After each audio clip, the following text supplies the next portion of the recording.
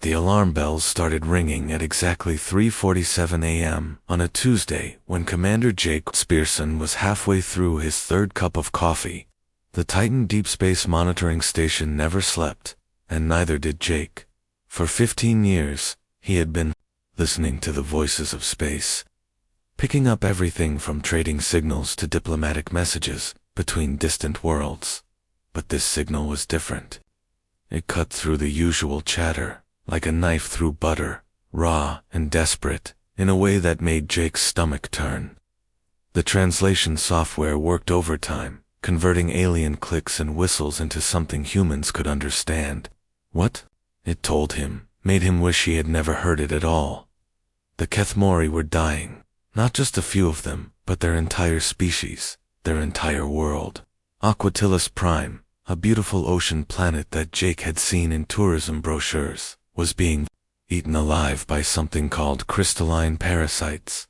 These weren't ordinary parasites that just fed on their hosts. No, these things were far worse. They consumed the very life force of everything they touched, turning living energy into some kind of twisted crystal matrix that spread like cancer through the water. Dr. Lisa Chen arrived at the station 20 minutes after Jake called her. She was the best xenobiologist on Titan, maybe in the whole system. And if anyone could make sense of this nightmare, it was her. Lisa had spent her career studying alien life forms, but even she had never seen anything like this. Jake, this is beyond anything we have on record, she said, her fingers flying over the control panels as she analyzed the incoming data. These parasites, they're not just killing the Kethmori, they're converting their entire ecosystem into something else entirely. Look at these energy readings. The numbers on the screen told a horrifying story. Aquatilus Prime had been home to trillions of sea creatures, vast underwater forests, and complex ecosystems that had taken millions of years to develop. Now, all of that life was being systematically converted into crystalline structures that pulsed with stolen energy. How long do they have? Jake asked, though he was afraid of the answer. Lisa's face went pale as she ran the calculations. At this rate of conversion, maybe a few months, maybe less. The parasites are accelerating their consumption. It's like they're getting stronger with each organism they convert. Jake immediately tried to contact the Galactic Council. Surely, when faced with the extinction of an entire species, the great powers of the galaxy would act swiftly. The Council represented hundreds of advanced civilizations, species with technology and resources that could solve problems like this.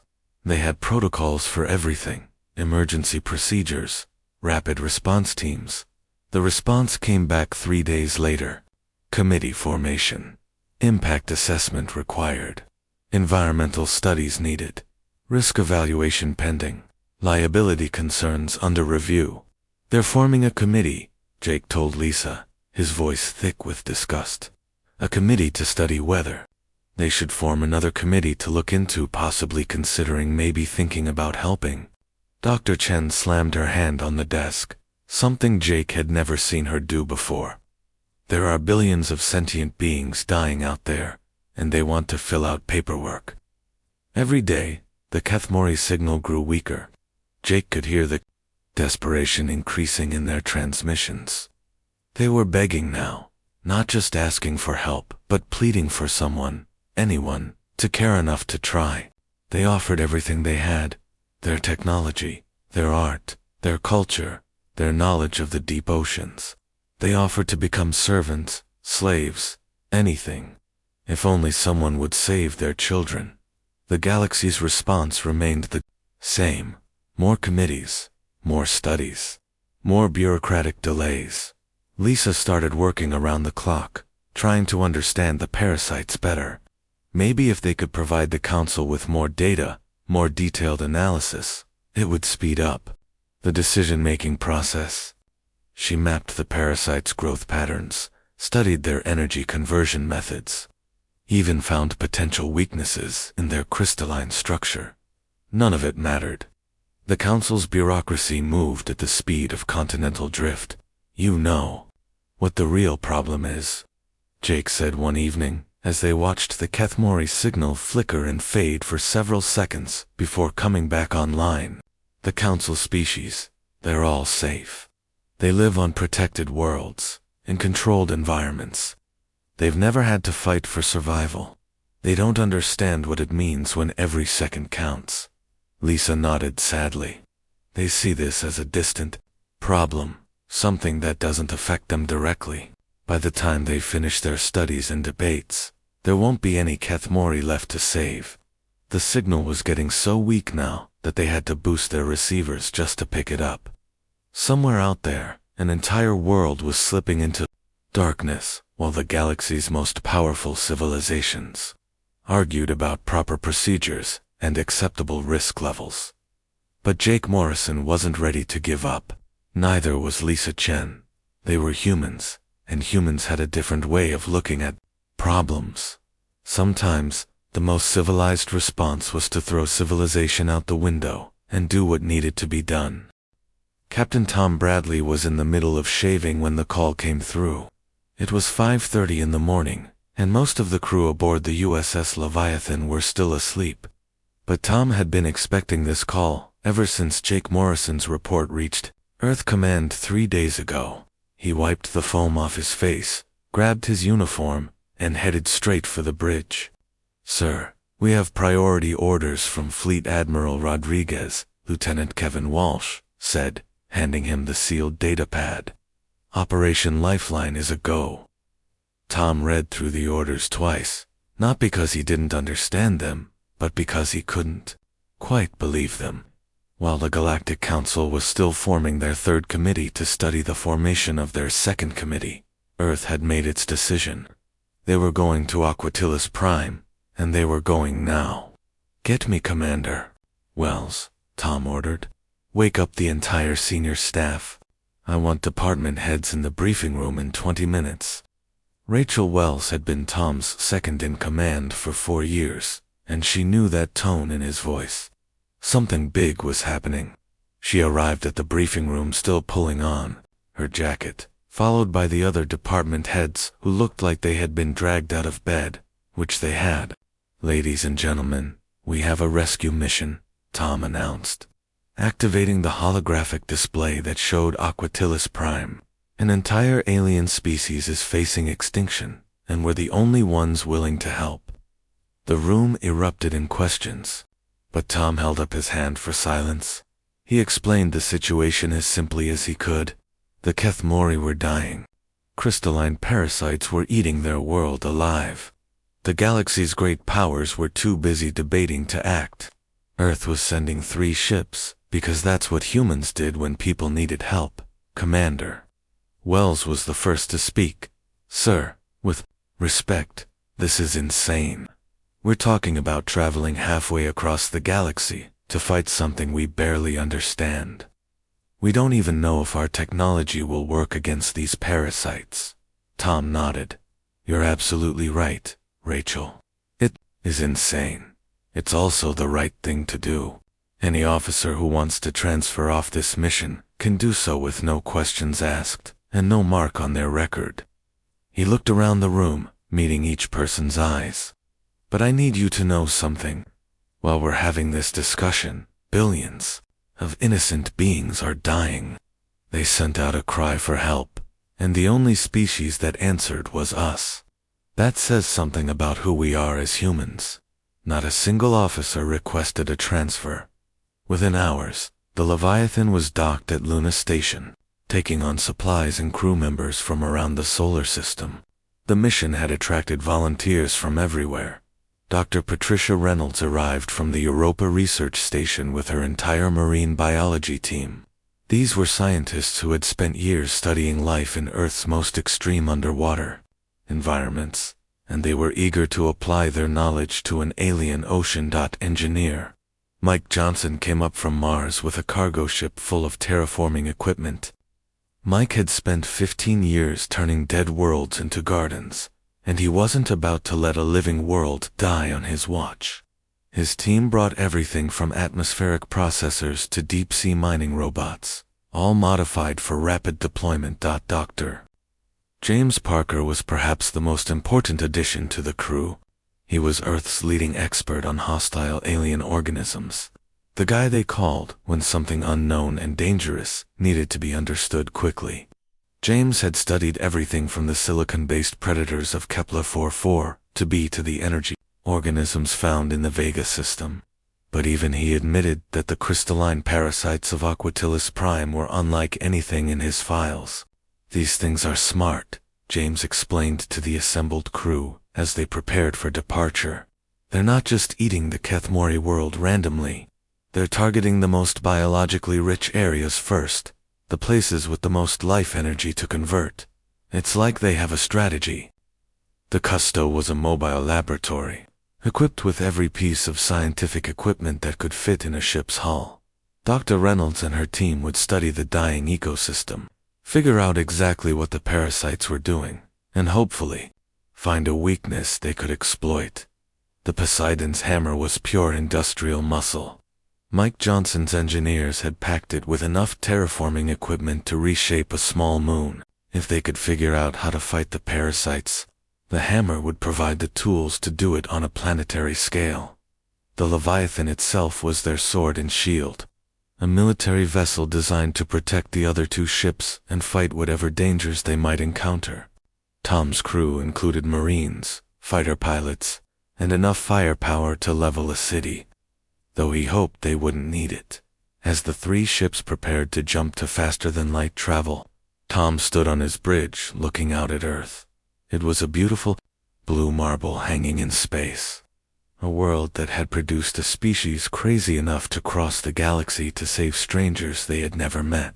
"All ships report, ready for FTL, jump, Captain," Commander Wells announced. Tom took one last look at Earth, then gave the order that would send them racing toward a dying world. "Jump." The stars stretched into lines of light, and humanity's answer to the Kethmori's desperate plea began its journey across the darkness.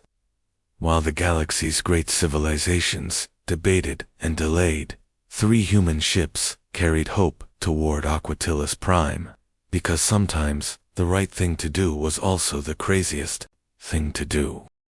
The moment Captain Tom Bradley saw Aquatilus Prime on the main screen, he felt his heart sink into his stomach. The planet that had once been called the Jewel of the Outer Rim now looked like a diseased eye staring back at them from space. What should have been brilliant blue oceans were now a sickly gray-green color, streaked with veins of pulsing crystal that glowed with an evil light. "Dear God," whispered Commander Wells, her voice barely audible on the quiet bridge, "what have those things done to this place?" The 3 human ships moved into orbit around the dying world, and everywhere they looked, the story was the same. Massive crystalline structures jutted up from the ocean surface like twisted spears, each one pulsing with energy stolen from the lifeforms below. The planet's once beautiful ring system was now contaminated with crystal debris, turning what had been a tourist attraction into a graveyard marker. Dr. Amy Foster had seen plenty of dead worlds in her career as a xenobiologist, but nothing had prepared her for this.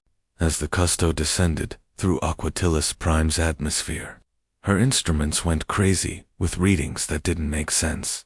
The air itself was toxic, filled with microscopic crystal particles that seemed to feed on any organic matter they touched. "Captain Bradley, this is worse than we thought," she reported over the comm system, her voice tight with controlled panic. "These parasites aren't just killing things, they're transforming the entire planet into some kind of massive energy collector. Every living thing that dies becomes part of their network." The Custo's pilot, Lieutenant Danny Rodriguez, had to constantly adjust their course as they flew through clouds of crystal dust that tried to attach itself to their hull. The ship's biofilters were working overtime just to keep the toxic particles from eating through their equipment. "Look at the ocean readings," Dr. Foster continued, her fingers flying over her control panel. "The water temperature has dropped by 15 degrees in the past month alone.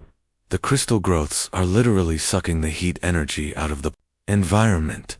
At this rate, the entire planet will be a frozen crystal ball within a year." But it was when they reached the underwater city of Coraltheus that the real horror of the situation became clear. The city had once been home to over 50 million Kathmori, a sprawling metropolis of living coral buildings that grew like underwater gardens. Now, barely a tenth of the city remained alive, and even those sections were dim and dying. Elder Rafndra was waiting for them in what had once been the Grand Council chamber. She was old, even by Kathmori standards, her bioluminescent patches flickering weakly as she struggled to maintain the energy needed for communication. Around her, the few surviving council members looked like ghosts of their former selves, their natural glow reduced to barely visible sparks. We had given up hope. Elder Rafndra pulsed through the translation device that Dr. Patricia Reynolds had quickly set up. For 3 months, we sent our cries for help across the galaxy. 3 months of begging the great civilizations to notice our dying world. The translation device converted her light patterns into words, but it couldn't capture the deep sadness in her communication. Lieutenant Colonel David Kim, the mission's military advisor, had seen plenty of desperate situations in his 20-year career, but the hopelessness in the elder's voice hit him like a physical blow. The Galactic Council promised to send observers, another Kathmori leader pulsed weakly. They said they needed to study the situation, to understand the full scope of the crisis before taking action. We are still waiting for these observers. Dr. Reynolds shook her head in disgust. Ma'am, with respect, you won't be waiting much longer for anything. Our analysis shows that you have maybe 72 hours before this situation becomes irreversible. Elder Rafandra's patterns shifted to what the humans had learned was surprise mixed with resignation. 72 hours. We thought we had weeks, perhaps a month. Lieutenant Colonel Kim activated his tactical display, showing the crystal growth patterns across the planet. The parasites have been accelerating their consumption rate. They're not just feeding randomly anymore. They're targeting the planet's core energy systems. In 3 days, maybe less, they'll have enough converted energy to crack your planet's core like an egg. The chamber fell silent, except for the weak pulsing of dying coral structures around them. The few remaining Kathmori leaders exchanged light patterns that needed no translation. They were discussing the end of their world, the extinction of their entire species. Your species came. Elder Rafandra finally pulsed, her patterns now mixing amazement with gratitude. The great powers of the galaxy, with their vast fleets and advanced technology, they turned away from our pleas. But the humans, the small world of warriors that the Council barely acknowledges, you came. Captain Bradley stepped forward, his face grim but determined. Ma'am, we didn't come here to watch your world die. We came here to fight for it. We may be just 3 ships, but we're not giving up on your people. Dr. Foster was already running calculations on her portable scanner. Elder, we need to understand these parasites better. How did they get here? When did they first appear? Any information you can give us might help us find a way to fight them. The story that emerged was terrifying in its simplicity. The parasites had arrived on a meteor 6 months ago. Just a small crystalline fragment that had crashed into one of Aquatila's Prime's polar seas. At first, the Kathmori had thought it was just an interesting mineral formation. By the time they realized it was alive and spreading, it was already too late to contain it. We tried everything. Another council member pulsed desperately. We used our most advanced weapons, our best scientists, even asked our trading partners for help. Nothing worked. The crystals just absorbed the energy from our attacks and grew stronger. Lieutenant Colonel Kim studied the tactical data grimly. 3 human ships against a planetary infection that had defeated an entire civilization. The odds were impossible. The timeline was nearly non-existent, and failure meant the extinction of an entire species. But they were human, and humans had a long history of doing impossible things when the stakes were high enough. The weight of an entire world's survival now rested on their shoulders, and they weren't about to let it fall. The emergency meeting in the Custo's main laboratory felt like a war council. Because in many ways, that's exactly what it was. Dr. Patricia Reynolds stood at the center of the room, surrounded by holographic displays, showing the crystalline parasites in terrifying detail. Around her, the best minds from 3 ships worked frantically to find a solution that seemed impossible. "We've tried everything conventional," Dr. Reynolds said, her voice hoarse from hours of non-stop work. "Energy. Weapons just feed the crystals more power. Physical attacks are useless because they repair themselves faster than we can damage them. Chemical weapons don't work because these things don't follow normal biological rules." Engineer Mike Johnson was hunched over his workstation, running simulation after simulation. His team had been working for 36 straight hours, trying every piece of terraforming technology they had. Nothing worked. The parasites seemed designed to counter every logical approach to stopping them.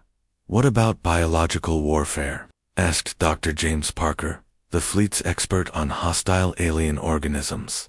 "We keep thinking of these crystals as minerals, but they're clearly alive in some way. Maybe we need to fight life with life." That's when Dr. Reynolds had her crazy idea. She pulled up a new display, this one showing microscopic organisms from Earth's most extreme environments. "What if we don't try to kill the parasites directly? What if we introduce something that can eat what they're made of?" The room went quiet as everyone stared at the tiny organisms on the screen. These weren't ordinary bacteria. These were extremophiles, life forms that thrived in conditions that would kill almost anything else. They lived in boiling volcanic vents, in acid lakes, in the frozen depths of Antarctica where nothing else could survive. "Patricia, that's insane," said Dr. Foster, shaking her head. "You're talking about introducing alien life into their ecosystem. We have no idea what that would do." But Dr. Reynolds was already running tests on samples they had collected from the crystalline growths. "Look at this," she said excitedly, pointing to her analysis results.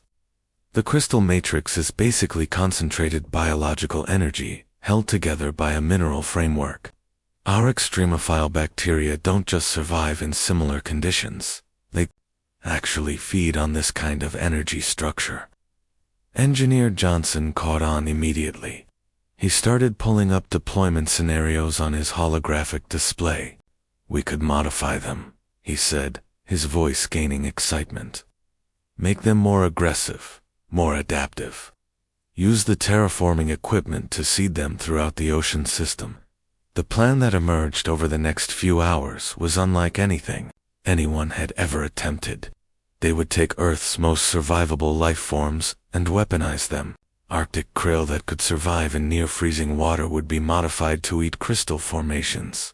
Deep-sea tube worms that thrived around volcanic vents would be engineered to break down the parasite's energy matrix. Sulfur processing bacteria that lived in the most toxic environments on Earth would be unleashed to digest the mineral framework holding the crystals together. "This is biological warfare on a planetary scale," Mike Johnson explained to Elder Rafandra and the surviving Kethmori Council. "We're essentially going to turn your oceans into a battleground between Earth life and the parasites." Elder Rafandra S. bioluminescent patterns flickered with what could only be described as terror. "You want to fill our dying seas with creatures from your world, organisms that have never existed in our ecosystem." Dr. Susan Martinez, the fleet's bioethics specialist, looked deeply troubled as she reviewed the plan. She had spent years studying the ethical implications of terraforming and biological intervention. "Elder Rafandra, I have to be honest with you. If this plan fails, we will have contaminated your world with alien organisms that could completely destroy what's left of your natural ecosystem. The risk is enormous." The council chamber fell silent except for the weak humming of failing life support systems. Outside, they could hear the sound of crystal growths scraping against the city's outer walls as they continued to spread. Time was running out faster than anyone had hoped.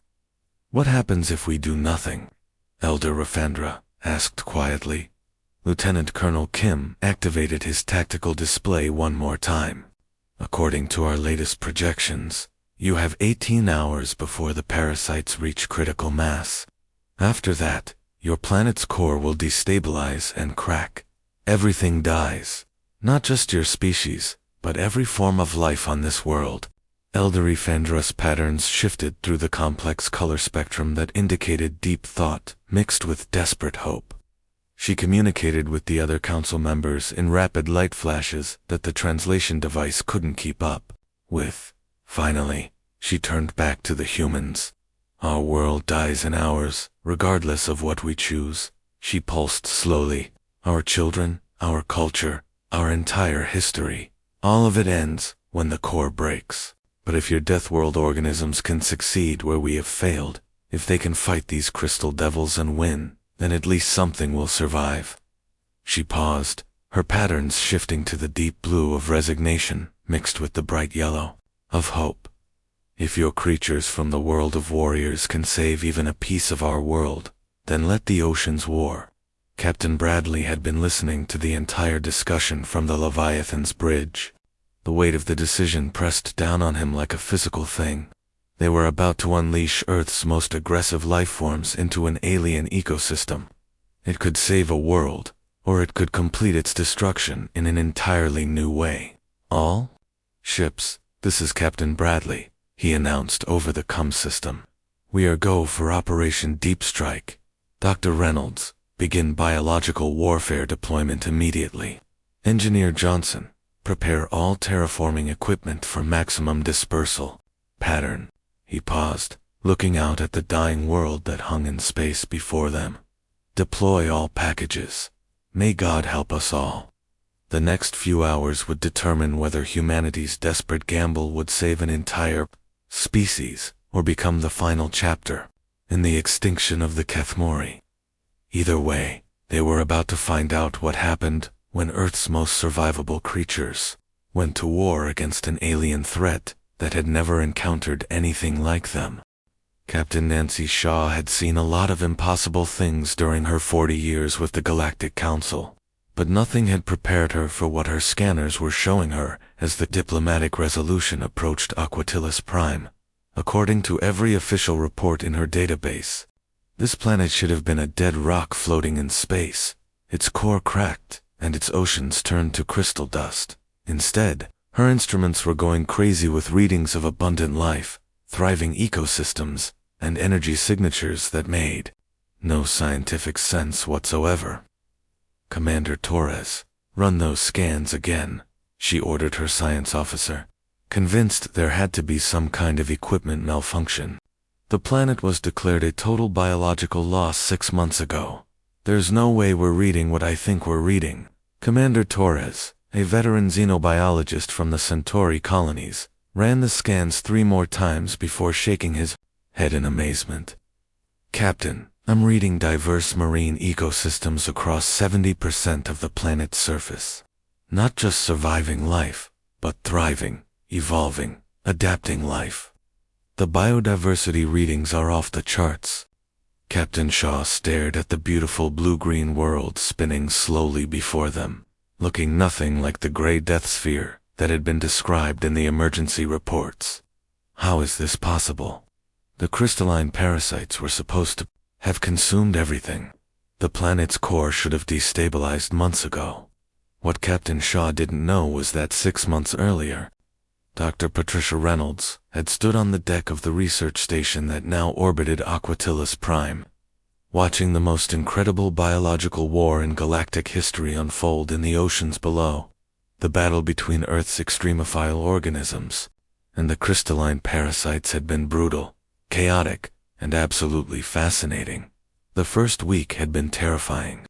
The modified Earth organisms were released into the dying oceans, and for 72 hours, nobody knew if they would survive, adapt, or simply become more food for the parasites. Dr. Reynolds barely slept, monitoring readings that swung wildly between hope and disaster. Then something amazing happened. The extremophile bacteria didn't just survive in the toxic crystal environment, they began to thrive. The sulfur-processing bacteria that had been engineered from organisms living around Earth's volcanic vents started breaking down the mineral framework of the parasite's crystalline structures. The Arctic krill, modified to be more aggressive and adaptable, began consuming the crystal formations like they were vast underwater buffets. But the real breakthrough came when the deep-sea tube worms made contact with the surviving Kethmori coral structures. Instead of competing for resources, the two completely different forms of life began to work together. The tube worms provided protection and nutrients, while the coral structures offered shelter and shared their knowledge of local ocean conditions. "It's like they're teaching each other," Dr. Reynolds had reported to Captain Bradley in amazement. "The Earth organisms are learning to process local minerals they've never encountered before, and the Kethmori species are adapting survival techniques from some of the toughest life forms in the galaxy." The war against the parasites lasted 3 months. It was messy, unpredictable, and sometimes violent, as different species of Earth organisms competed with each other while, simultaneously, fighting the crystal invaders. But gradually, the balance began to shift. The parasites, which had never encountered anything that could digest their energy matrix, started to lose ground. Elder Rifandra had watched the transformation from her city's observation deck, her bioluminescent patterns shifting between amazement and joy as her world came back to life around her. The gray-green death that had covered the oceans was slowly replaced by strange new colors as hybrid ecosystems developed. "Your creatures from the world of warriors have done something incredible," she pulsed to Dr. Reynolds during one of their weekly progress meetings. "They haven't just saved our world. They've made it stronger, more diverse, more alive than it ever was before." By the time Captain Shaw arrived with her Galactic Council investigation team, Aquatilis Prime had become something entirely new. Lieutenant Mark Stevens, who now commanded the permanent human monitoring station, took great pleasure in giving tours to the council officials who had ignored the Kethmori's desperate pleas for help. "Over here, you can see schools of hybrid fish that didn't exist 6 months ago," he explained to a group of stunned council scientists. "They're part Earth krill, part native Kethmori filter feeders. They've developed the ability to clean crystal contamination out of the water while providing nutrients for the larger ecosystem." The viewing ports that had once looked out on lifeless gray water now showed an underwater wonderland of colors and activity. Massive tube worms grew alongside recovered coral cities, creating structures that were part biological, part technological, and completely unique in the known galaxy. Elder Reef Dandra, now healthy and glowing with renewed vitality, enjoyed meeting with the council delegates who had finally arrived to study the situation. Her light patterns had regained their full brightness, and she took particular pleasure in explaining how the hybrid ecosystem worked. "Your Earth bacteria learned to process our native minerals," she told the amazed scientists. "Our coral species adapted your tube worm's ability to survive in extreme conditions. The crystalline parasites that nearly destroyed us are now just another food source for creatures that thrive on toxins." Captain Shaw found herself writing reports that she knew the council would have trouble believing. "The humans didn't just save the Kethmori," she documented. "They created an entirely new form of ecosystem that's more resilient, more diverse, and more adaptable than anything we have on record." The political implications were staggering. While the galaxy's great powers had debated and delayed, a single species from a minor world had accomplished something that would be studied for generations. The alliance between humanity and the Kethmori was already changing how smaller civilizations viewed the Council's authority. "They ignored our dying screams, but come running to study our resurrection," Elder Rafandra observed, her patterns shifting to what could only be described as cosmic irony. "Your species understands something the galaxy has forgotten. Sometimes, the most civilized response is to fight like savages for what matters." Lieutenant Stevens smiled as he filed his daily report to Earth Command. The message was simple, but profound. When the universe's powers abandon the desperate, the Deathworlders answer the call. And sometimes, the crazy solutions work better than anyone dared to hope.